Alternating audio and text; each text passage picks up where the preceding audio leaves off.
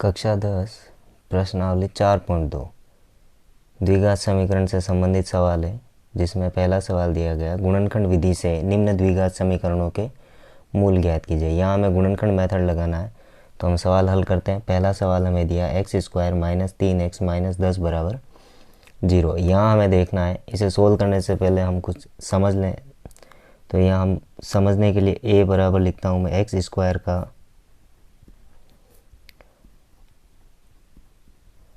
गुणांक, b बराबर x का गुणांक, गुणांक अर्थात जिससे गुणा हो रहा है वो, और c यानी कि अचर पद। यहाँ सवाल हल करेंगे तो उस समय हम ये ध्यान रखेंगे कि a का गुणा c से करेंगे। अर्थात हम पहले सवाल को देखें तो a का मान हमारे पास x² है और c का मान माइनस का 10 है, तो हम लिखेंगे माइनस 10 x²। फिर हमारे पास जो b है, b के हमें दो टुकड़े करने हैं और हमें a गुणा c का जो मान है वो मान मिलना चाहिए। तो हमारे यहाँ पास हम देखें तो b हमारे पास है माइनस का 3x, इसके हमें दो टुकड़े करने, जोड़ने घटाने पर तो हमें पुनः माइनस का 3x मिले और गुणा करने पर 10x² मिले माइनस का। तो मैं इसके दो टुकड़े करता हूँ, माइनस का 5x और प्लस का 2x। जब हम इन्हें जोड़ेंगे तो हमें माइनस का 3x मिलेगा और गुणा करने पर हमें मिल रहा है माइनस का 10x²। अब हम इसे हल करते हैं। पहला सवाल हमारा, पहले सवाल का हल लिखते हैं हम। x² minus 5x plus 2x minus 10 बराबर 0। यहाँ से हम कॉमन ले लेंगे x, हमारे पास बचेगा x माइनस 5 प्लस इधर से 2 कॉमन लेंगे तो हमारे पास बचेगा x माइनस 5 बराबर 0। हमें ये ध्यान रखना है कि हमारे पास जो भी बचेगा ब्रैकेट में वो हमेशा समान होगा। अब हम लिखते हैं x माइनस 5 और दूसरा हमारे पास हो जाएगा x प्लस 2 बराबर 0। तो एक बार हम लिखेंगे x माइनस 5 बराबर 0 और दूसरी बार में लिखेंगे x प्लस 2 बराबर 0। तो हमारे पास यहाँ हो जाएगा x बराबर 5, माइनस का 5 बराबर से इस तरफ आएगा तो प्लस का 5 हो जाएगा, और x बराबर प्लस का 2 इस तरफ आएगा तो माइनस का 2। तो यही इसके दो मूल हो जाएंगे, x बराबर 5 और x बराबर माइनस 2। तो अभिष्ट मूल क्या हो गए?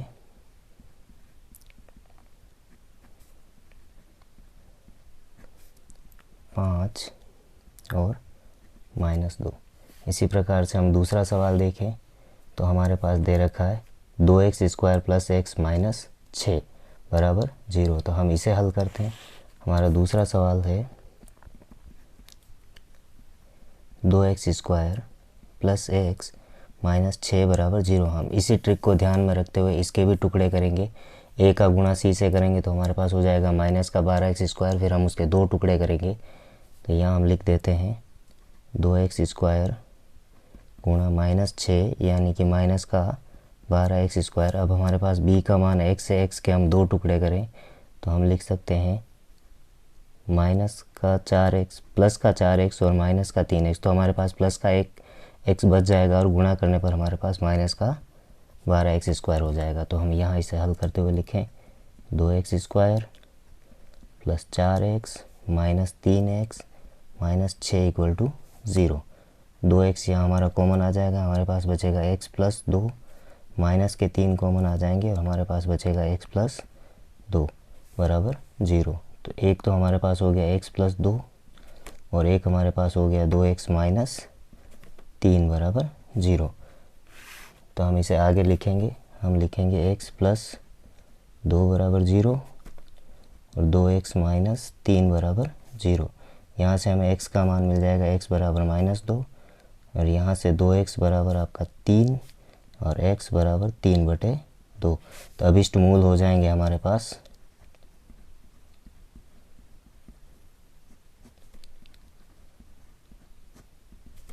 -2, 3/2। तीसरा सवाल हमें दे रखा है √2x² प्लस 7x प्लस 5√2।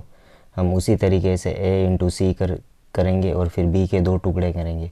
तो हम यहाँ a इंटू सी करेंगे तो हमारे पास आ जाएगा 10x² और हमें 7 के दो टुकड़े करने हैं तो आसानी से 5 और 2 हो जाएंगे। तो हम लिखेंगे √2x² plus 2x plus 5x plus 5√2 बराबर 0। तो यहाँ से हमारे पास √2x कॉमन आ जाएगा, तो हम लिखेंगे x प्लस √2 बचेगा, प्लस यहाँ से हम कॉमन ले लेंगे 5, तो हमारे पास बचेगा x प्लस √2 बराबर 0।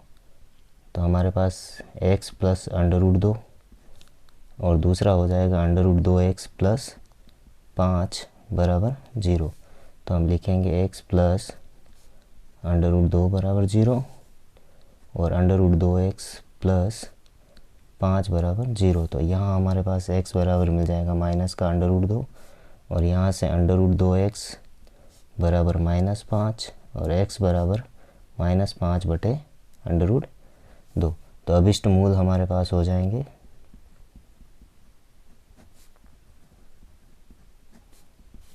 -√2 और -5 बटे √2। चौथा सवाल हम देखें तो हमें दिया गया है 2x square minus x plus 1 बटे 8 बराबर 0। हम सबसे पहले यहाँ 8 एलसीएम ले लेते हैं।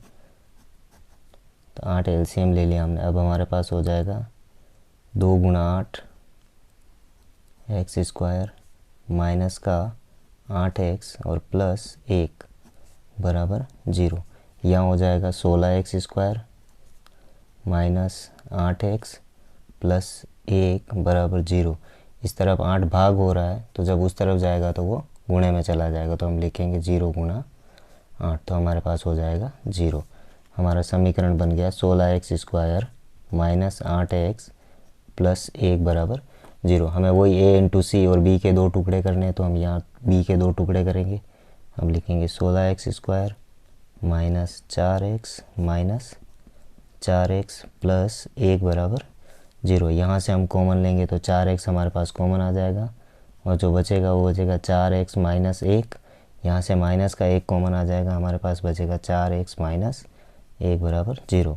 तो 4x माइनस 1 और दूसरा जो बच गया वो 4x और माइनस 1 बराबर 0।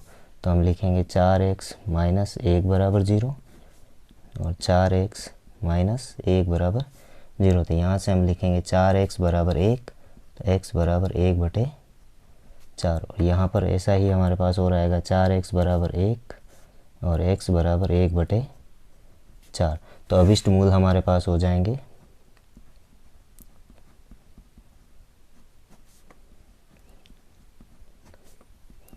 1 बटे 4 और 1 बटे 4। अगला सवाल देखें हम, पाँचवा हमें दिया है 100x square minus 20x plus 1 बराबर 0। वैसे ही हमें b के 2 टुकड़े करने हैं जो a गुणा c के मान के बराबर हो जाए, जिनका गुणा करने पर। तो हम लिखेंगे 100x square minus 10x plus 1 बराबर 0। यहाँ से हम कॉमन लेंगे 10x हमारा कॉमन आ जाएगा, यहाँ बचेगा हमारे पास 10x माइनस 1। यहाँ से माइनस का 1 कॉमन और 10x माइनस 1 बराबर 0। तो 10x माइनस 1 और दूसरा हो जाएगा 10x माइनस 1 बराबर 0। तो हम लिखेंगे 10x माइनस 1 बराबर 0 और 10x माइनस 1 बराबर 0। यहाँ से हमारे पास 10x बराबर हो जाएगा 1 और x बराबर हो जाएगा 1 बटे 10। वैसा ही इस तरफ भी 10x बराबर 1, x बराबर 1 बटे 10। तो हमारे पास अभिष्ट मूल हो जाएंगे 1 बटे 10 और 1 बटे 10। अभिष्ट मूल हो जाएंगे हमारे पास 1 बटा 10 और 1 बटा 10। अब हम आगे सवाल नंबर 2 की तरफ बढ़ते हैं। सवाल नंबर 2 दिया गया, उदाहरण 1 में दी गई समस्याओं को हल कीजिए। तो उदाहरण 1 में जो समस्याएं दी गई थी उसमें पहली समस्या ये बताई गई है कि जॉन और जीवन दोनों के पास कुल मिलाकर 45 कंचे हैं। दोनों 5-5 कंचे खो देते हैं और अब उनके पास कंचों की संख्या का गुणनफल 124 है। अर्थात 5-5 कंचे खोने के बाद जो कंचे बचते हैं उनका गुणा करने पर 124 प्राप्त होता है। हमें ये बताना है कि उनके पास पहले कितने कंचे थे। तो हम सवाल हल करते हैं। माना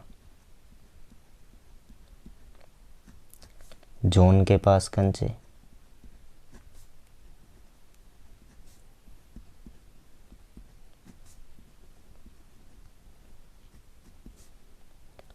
बराबर x। तो जीवंती के पास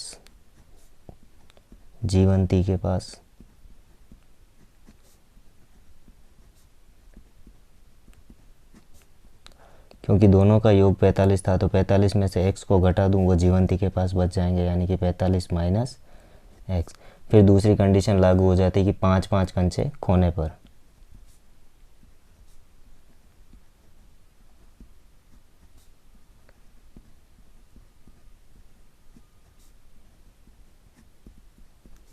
जॉन के पास कंचे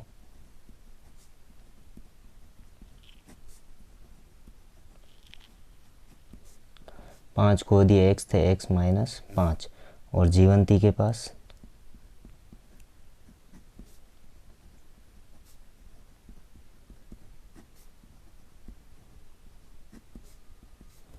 45 माइनस एक्स माइनस 5 बराबर हो जाएगा अपने पास 40 माइनस एक्स। प्रश्नानुसार दोनों का गुणनफल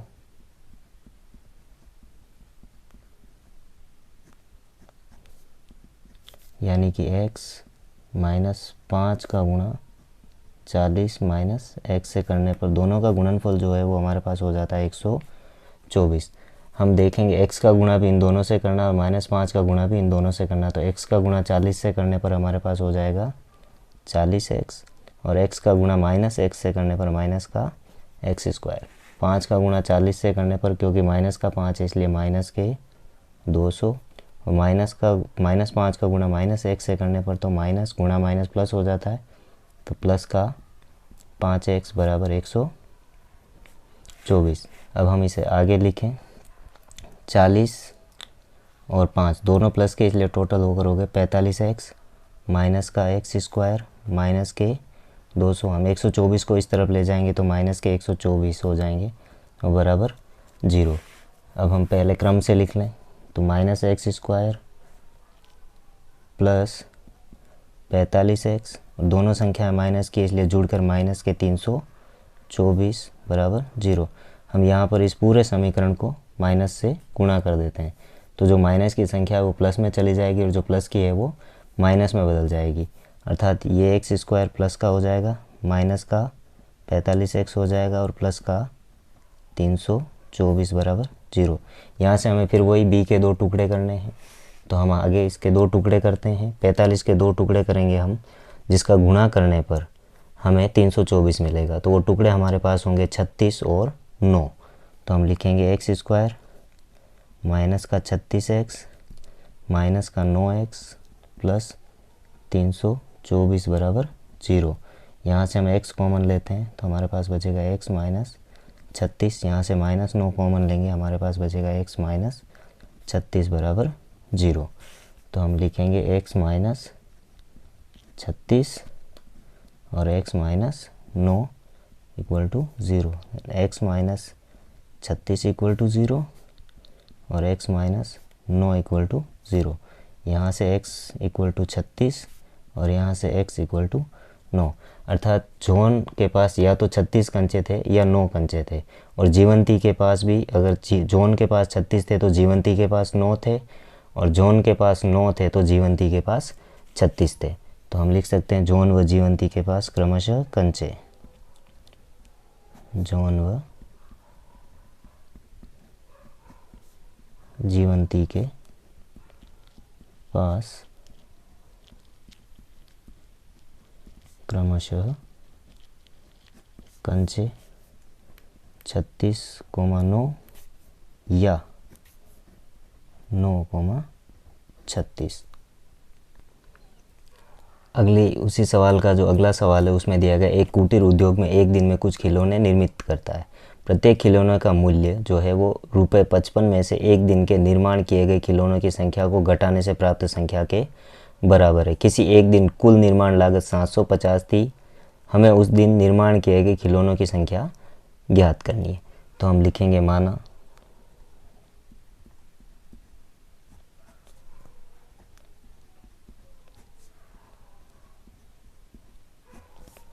उस दिन निर्मित खिलौनों की संख्या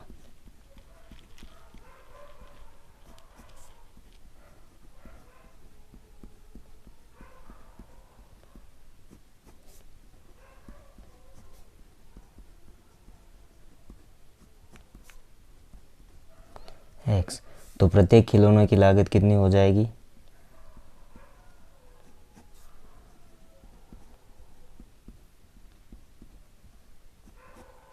प्रत्येक खिलौने की लागत हो जाएगी हमारे पास 55 माइनस एक्स करें हम, इतनी लागत एक खिलौने की है। तो कुल लागत कितनी हो जाएगी? कुल लागत हमारे पास हो जाएगी, क्योंकि हमारे पास एक्स खिलौने थे, तो एक्स गुणा 55 माइनस एक्स। अब हम देखें प्रश्नानुसार,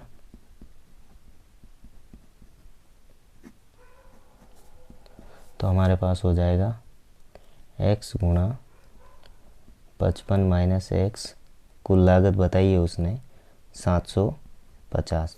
तो 55 का गुणा एक्स से करने पर 55x, एक्स का गुणा माइनस एक्स से करने पर माइनस का एक्स स्क्वायर, 750 उधर ले जाने पर माइनस के 750 बराबर 0। हम इसे लिखते हैं क्रम से, minus x square plus 55x minus 750 equal to 0। हम इस पूरे समीकरण को हम माइनस से गुणा कर देंगे।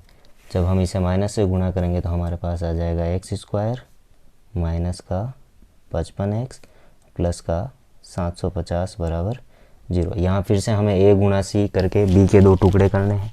तो हम लिखें, हम 55 के दो टुकड़े कर देंगे 30 और 25, गुणा करने पर 750 हो जाएगा, और दोनों माइनस के लेंगे इसलिए माइनस के 55 हो जाएंगे जोड़ने पर। तो हम लिखेंगे x square minus 30x minus 25x plus 750 बराबर 0। यहाँ से x कॉमन ले लेते हैं, हमें मिलेगा x माइनस 30। यहाँ से हम माइनस के 25 कॉमन लेंगे और हमारे पास इधर बच जाएगा x माइनस 30 इक्वल टू 0।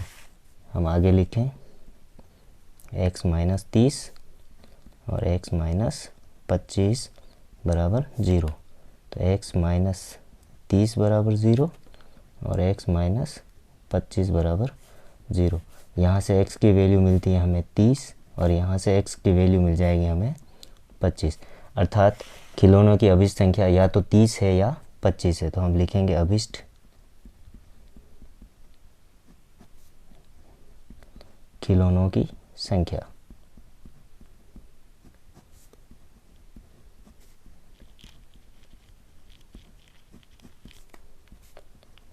तीस या 25।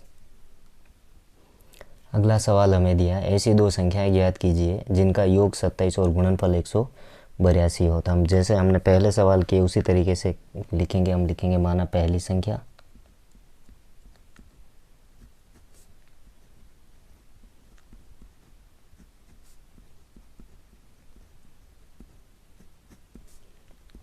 x, अतः दूसरी संख्या क्या हो जाएगी, क्योंकि दोनों का योग 27 है तो 27 में से x को हम घटा देंगे।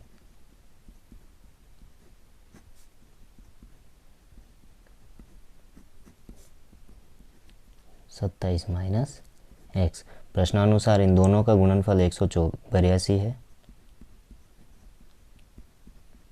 तो हम लिखेंगे प्रश्नानुसार, यानी कि x का गुणा 27 माइनस एक्स से करने पर हमें मिलेगा 182। हम x का गुणा 27 से करेंगे तो हमारे पास आ जाएगा 27x, और x का गुणा माइनस एक्स से करने पर माइनस का एक्स स्क्वायर इक्वल टू 182। 182 को हम उधर ले जाएंगे, 27x minus x square minus 182 बराबर 0। हम इसे क्रम से लिखें, हम लिखेंगे minus x square plus 27x minus 182 बराबर 0। हम इस पूरे समीकरण को माइनस से गुणा कर देंगे। जब हम इस पूरे समीकरण को माइनस से गुणा करेंगे तो जो माइनस का है वो प्लस का हो जाएगा और जो प्लस का है वो माइनस का हो जाएगा। तो हम लिखेंगे x square minus 27x plus 182 बराबर 0। हमें फिर से वही a गुणा c और b के दो टुकड़े करने, यानी माइनस 27 के दो टुकड़े करने, गुणा करने पर 182 आ जाएगा। तो हम लिखेंगे माइनस का 14 और माइनस का 13। X square minus 14x minus 13x plus 182 बराबर 0। यहाँ से x कॉमन ले लेते हैं, हमारे पास बचता है x माइनस 14। यहाँ से हम माइनस का 13 कॉमन ले लेते हैं, हमारे पास बचेगा x minus 14 equal to 0। x minus 14 और x माइनस 13 इक्वल टू 0। तो हम लिखेंगे x माइनस 14 इक्वल टू 0 और x माइनस 13 इक्वल टू 0। यहाँ से हमें x बराबर मिलेगा 14 और यहाँ से हमें x बराबर मिलेगा 13। तो हम लिखेंगे अतः अभिष्ट संख्याएं 13 और 14।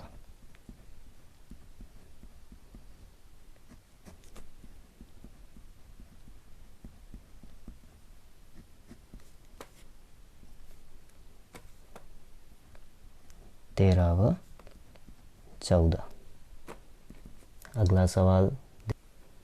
अगले सवाल में हमें कहा गया दो क्रमागत धनात्मक पूर्णांक ज्ञात कीजिए जिनके वर्गों का योग 365 हो। तो हम लिखेंगे माना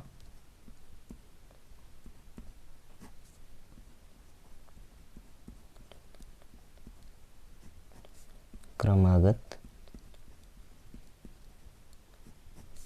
धनात्मक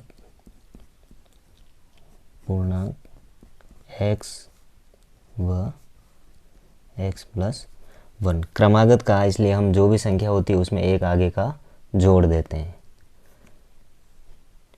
तो हम लिखेंगे इनका वर्ग क्या हो जाएगा, क्योंकि सब प्रश्न में वर्ग की बात की गई, अतः वर्ग लिखते हैं हम वर्ग एक्स स्क्वायर व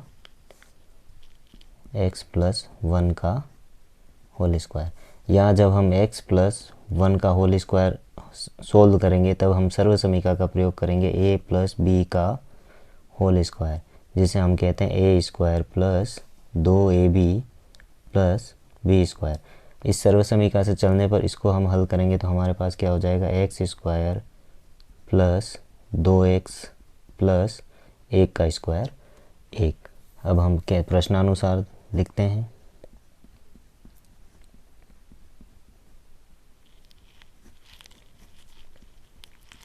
प्रश्नानुसार इन दोनों के वर्गों का गुणा 365 है। तो हम लिखेंगे एक्स स्क्वायर वर्गों का योग है, गुणनफल नहीं है, तो x square plus x plus 1 का होल स्क्वायर इक्वल टू 365। तो हम लिखेंगे एक्स स्क्वायर प्लस, इसका हम पहले इधर हल कर चुके हैं तो हम लिखेंगे x square plus 2x plus 1 बराबर 365। एक्स स्क्वायर और एक्स स्क्वायर जुड़कर टोटल हो जाएंगे 2x square plus 2x plus 1 minus 365 बराबर 0। 365 को उस तरफ ले जाएंगे तो वो माइनस के हो जाएंगे। तो हमारे पास बच जाएगा 2x square plus 2x minus 364, minus के 365 और प्लस का 1 है, इसलिए हम 365 में से 1 को घटा देंगे और माइनस के 364 हमारे पास बच जाएंगे। इस पूरे समीकरण को हम 2 से भाग देंगे तो हमारे पास आ जाएगा x square plus x minus 182 बराबर 0। हमें फिर से 2 टुकड़े करने हैं जिनको जोड़ने या घटाने पर x बचे यानी कि 1 बचे और गुणा करने पर माइनस का 182। तो हमारे पास 14 और 13 पहले भी थे, वही टुकड़े इसके भी हो जाएंगे। तो हम लिखेंगे x square plus 14x minus 13x minus 182 equal to 0। हम यहाँ से x कॉमन लेते हैं, यहाँ हमारे पास बच जाएगा x प्लस 14, यहाँ हम माइनस का 13 कॉमन लेते हैं, हमारे पास बचेगा x प्लस 14 इक्वल टू 0। तो हम लिखेंगे x प्लस 14, दूसरा हो जाएगा x माइनस 13 इक्वल टू 0। तो हम लिखेंगे x प्लस 14 इक्वल टू 0 और x माइनस 13 इक्वल टू 0। तो यहाँ से x बराबर माइनस का 14 और यहाँ से x बराबर प्लस का 13। ये मान नहीं हो सकता क्योंकि हमें धनात्मक पूर्णांक की बात कही है और ये ऋणात्मक है। तो पूर्णांक क्या हो जाएगा, 13। क्रमागत की बात की है तो एक 13 होगा और उसके आगे वाला 14। तो हम लिखेंगे अभिष्ट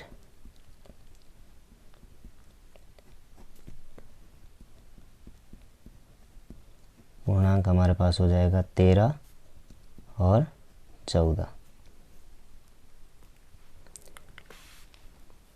अगला सवाल हमारे पास दिया है, एक समकोण त्रिभुज की ऊंचाई इसके आधार से 7 सेंटीमीटर कम है, यदि कर्ण 13 सेंटीमीटर का हो तो अन्य दो भुजाएं ज्ञात करो। यानी कि हमें आधार और लंब ज्ञात करना है। तो हम इसे हल करते हैं जैसा कि हमें बताया गया। हम रफ एक चित्र बना लेते हैं। आधार हम x मान लेते हैं तो लंब हो जाएगा x माइनस 7 और कर्ण दिया हुआ है 13। जैसा हमने इस रफ चित्र में बनाया उसी तरह से हम लिखें, माना आधार बराबर x सेंटीमीटर, तो लंब हो जाएगा हमारे पास x माइनस 7 सेंटीमीटर। हम प्रश्नानुसार लिखें,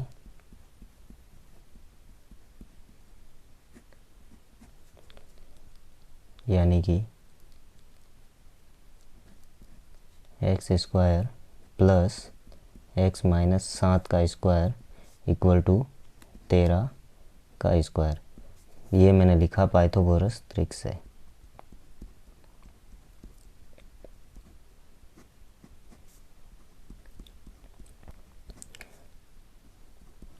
पाइथागोरस ट्रिक क्या होता है, तो हम लिख सकते हैं आधार स्क्वायर प्लस लंब स्क्वायर इक्वल टू कर्ण स्क्वायर। यहाँ हमें फिर से, जब हम लंब का स्क्वायर x माइनस 7 का होल स्क्वायर दे रखा है, इसे हम खोलेंगे तो हम सर्वसमी का a माइनस बी का होल स्क्वायर, इसका प्रयोग करेंगे। हम लिखेंगे a square minus 2ab plus b square, अर्थात हमें x माइनस 7 का होल स्क्वायर जब लिखना होगा तो हम लिखेंगे x square minus 14x minus 49 plus के। अब हम इसे हल करते हैं। हम लिखेंगे x square plus x square minus 14x plus 49 equal to 13 का स्क्वायर होता है 169। हम लिखेंगे एक्स स्क्वायर और एक्स स्क्वायर यानी कि 2x स्क्वायर माइनस का 14x प्लस के 49, ये जब इस तरफ जाएंगे तो माइनस के 169 हो जाएंगे इक्वल टू 0। तो हमारे पास हो जाता है 2x square minus 14x minus के 120 बराबर 0। हमें फिर से यहाँ a गुणा c और b के 2 टुकड़े करने हैं, तो हम टुकड़े कर देते हैं। पहले हम इसको डिवाइड कर दें, डिवाइडेड बाय 2, तो हमारे पास हो जाएगा एक्स स्क्वायर माइनस का 7x माइनस के 60 इक्वल टू 0। 7 के 2 टुकड़े करने, तो 12 और 5, 12 माइनस के 5 प्लस के, तो हम लिखेंगे x square minus 12x plus 5x minus 60 equal to 0। हम यहाँ से कॉमन लेंगे तो x हमारे पास कॉमन आ जाएगा। हम लिखेंगे x माइनस 12 प्लस 5 कॉमन आएगा, तो हम लिखेंगे x माइनस 12 इक्वल टू 0। एक हमारे पास हो जाएगा x माइनस 12 और दूसरा हमारे पास हो जाएगा x प्लस 5 इक्वल टू 0। तो हम लिखेंगे x माइनस 12 इक्वल टू 0 और दूसरा हमारे पास x प्लस 5 इक्वल टू 0। तो x इक्वल टू 12 और x इक्वल टू माइनस 5। क्योंकि समकोण त्रिभुज की कोई भी भुजा, आधार, लंब या कर्ण कोई भी ऋणात्मक नहीं हो सकता, तो हम लिखेंगे मान संभव नहीं।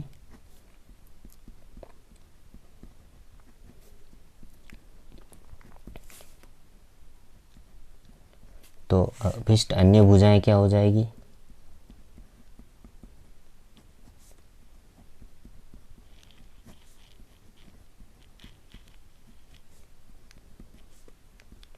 एक तो हो जाएगी x का जो मान था अर्थात 12 सेंटीमीटर और दूसरी हो जाएगी 12 माइनस 7 इक्वल टू 5 सेंटीमीटर।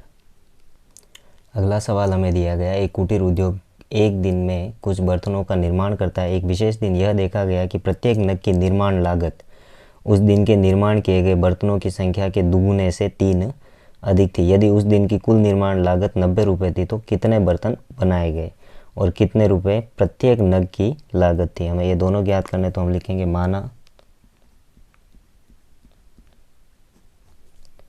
निर्मित बर्तनों की संख्या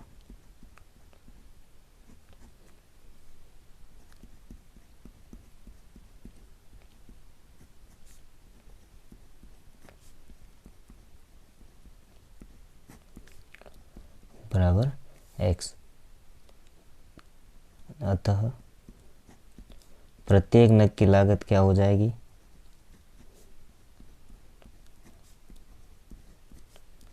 हम प्रत्येक नग की लागत देखें तो प्रत्येक नग की लागत जो थी उसके बारे में बताया गया बर्तनों की संख्या के दुगुने से 3 अधिक, अर्थात 2x प्लस 3, ये उस दिन की लागत हो गई। तो हम कुल लागत की बात करें, कुल लागत कितनी हुई, तो हमारे पास x बर्तन थे तो x गुणा 2x प्लस 3 रुपये कुल लागत हुई, जिसे हम लिख सकते हैं 2x स्क्वायर प्लस 3x रुपये। अब हम प्रश्नानुसार देखें, क्योंकि उस दिन की कुल लागत बताइए 90 रुपये, तो हम लिखेंगे 2x स्क्वायर प्लस 3x बराबर 90। 90 को उस तरफ ले जाएंगे, हम लिखेंगे 2x square plus 3x minus 90 equal to 0। फिर से हमें a इंटू सी करना और b के 2 टुकड़े करने, अर्थात माइनस के 90 को 2x स्क्वायर से गुणा करना है। तो हम एक बार फिर से अंतिम सवाल में देख लेते हैं, 2x स्क्वायर गुणा माइनस 90 इक्वल टू हमारे पास हो जाएगा माइनस का 180 एक्स स्क्वायर। फिर हमारे पास b जो है अर्थात 3x, इसके 2 टुकड़े करने हैं जिनका गुणा करने पर माइनस के 180 एक्स स्क्वायर आ जाए और जोड़ने या घटाने पर 3x आ जाए। तो मैं लिख देता हूँ माइनस का 15x और प्लस का 12x, गुणा करने पर हमारे पास माइनस का 180 एक्स स्क्वायर आ जाएगा और जब इसमें से इसको घटाएंगे तो हमारे पास 3x आ जाएगा। अब हमें ये देखना है कि हमारा 3x प्लस का है या माइनस का है। तो हमारा 3x प्लस का अर्थात बड़ी संख्या प्लस की होनी चाहिए और छोटी संख्या माइनस की होनी चाहिए। अब हम लिखते हैं इसे 2x square plus 15x minus 12x minus 90 equal to 0। यहाँ से हम देखें तो x कॉमन आ जाता है, हमारे पास बच जाता है 2x प्लस 15। यहाँ से हमारे पास माइनस का 6 कॉमन आएगा, तभी हमारे पास यहाँ 2x बचेगा और प्लस का 15 इक्वल टू 0। मैंने पहले भी कहा था, फिर से कह रहा हूँ कि कॉमन लेने पर जो कोष्टक में बचेगा वो एक जैसा होना चाहिए। तो हमारे पास हो गया 2x प्लस 15 और दूसरा हो जाएगा x माइनस 6 इक्वल टू 0। तो हम लिखते हैं 2x प्लस 15 इक्वल टू 0 और x माइनस 6 इक्वल टू 0। यहाँ से हम देखें तो 2x की वैल्यू हो गई माइनस 15 और x की वैल्यू हो जाएगी माइनस 15/2। कोई भी बर्तन जो होते हैं वो ऋणात्मक मान में नहीं हो सकते, तो हम इसके लिए तो लिख सकते हैं संभव नहीं।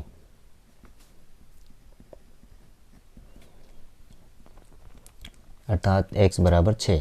तो बर्तनों की संख्या हमारे पास हो जाएगी 6 और प्रत्येक नग की लागत 2 गुने से 3 अधिक, अर्थात 6 को 2 से गुणा करके उसमें 3 जोड़ दें। तो हम लिखें अतः अभिष्ट बर्तनों की संख्या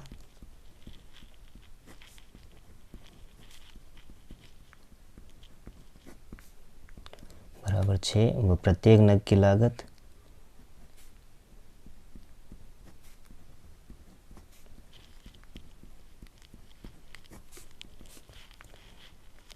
6 गुणा 2 plus 3 equal to 12 plus 3 equal to 15 रुपये। हमारी 4.2 यूनिट यहीं पूरी हो जाती है। अगले वीडियो में हम अगली यूनिट को लेकर फिर से मिलेंगे। धन्यवाद।